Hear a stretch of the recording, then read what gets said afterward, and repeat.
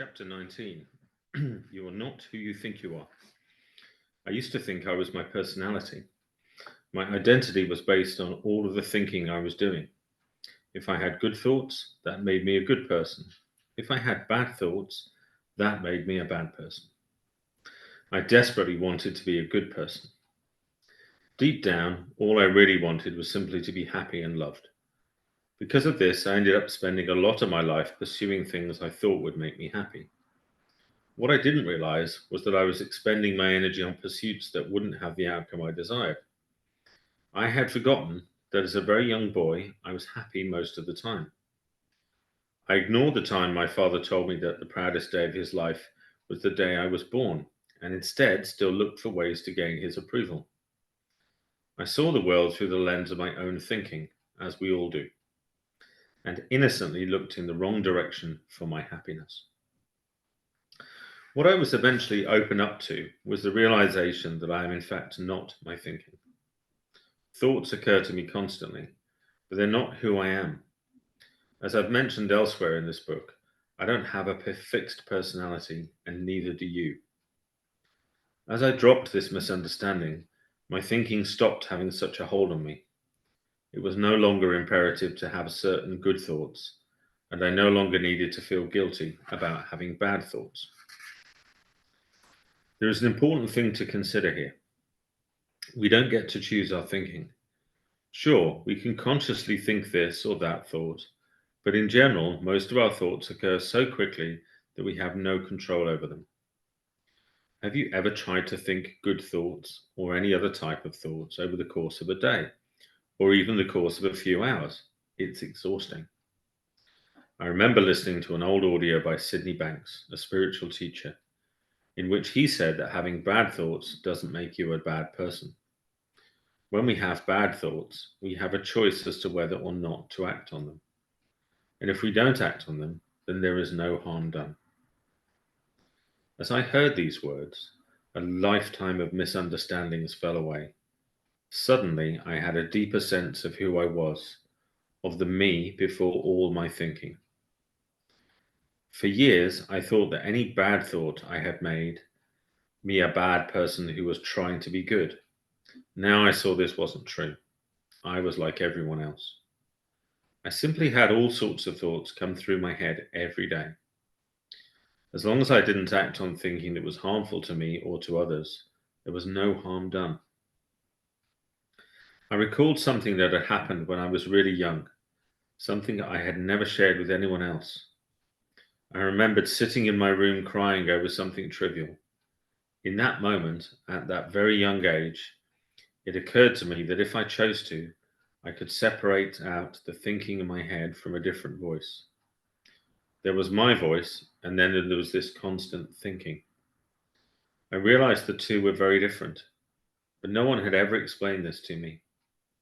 I got very scared and shut down my awareness of this inner voice.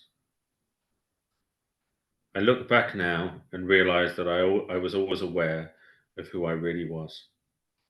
I believe we all are on some level. There are always clues being given to us if only we'll pay attention to them. When I now speak with my clients, or in fact anyone, I can stand in absolute confidence that the person opposite me is incredibly powerful, resilient, and good. Not because I know them, but because I know it is true for every person on the planet. The person opposite me may not believe this themselves, but that is only because they have some misunderstanding about who they really are, just like I did. More often than not, when I tell people what I see in them, they acknowledge it. I remember the first time I told a particular client of mine that he wasn't a bad person, that he was innocent because he had behaved in whatever way made sense to him based on the thinking he had at the time. Tears started running down his face because he knew what I was saying was true. We are all complete, whole, good, and everything we want to be. You don't need to believe your thinking that tells you otherwise. It's not who you really are. It's just thinking that you can dismiss, just like you've dismissed other thoughts your whole life. You are an inherently good person. I don't care what you've done in the past. what thoughts you've had, or what anyone else has told you. You're not broken, bad, worthless, or any other adjective you can make up. Who you really are is perfect, unshakable, complete, and whole. Ask yourself, what if I really knew this to be true? Take your time. That's powerful, isn't it? I'm just going to read the last bit actually. It really struck me when I read it. You're not broken, bad, worthless, or any other adjective you can make up. You're not you're not broken, bad, worthless, or any other adjective you can make up.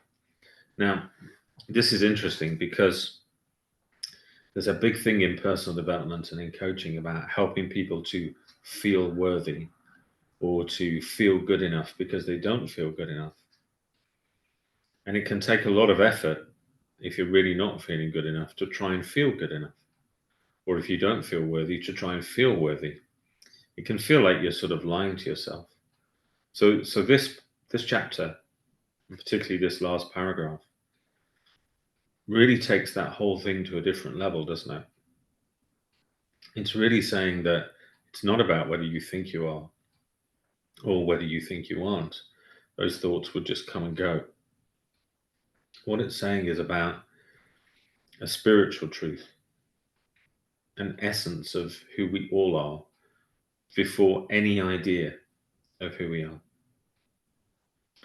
And it's saying that we're whole, that we are good.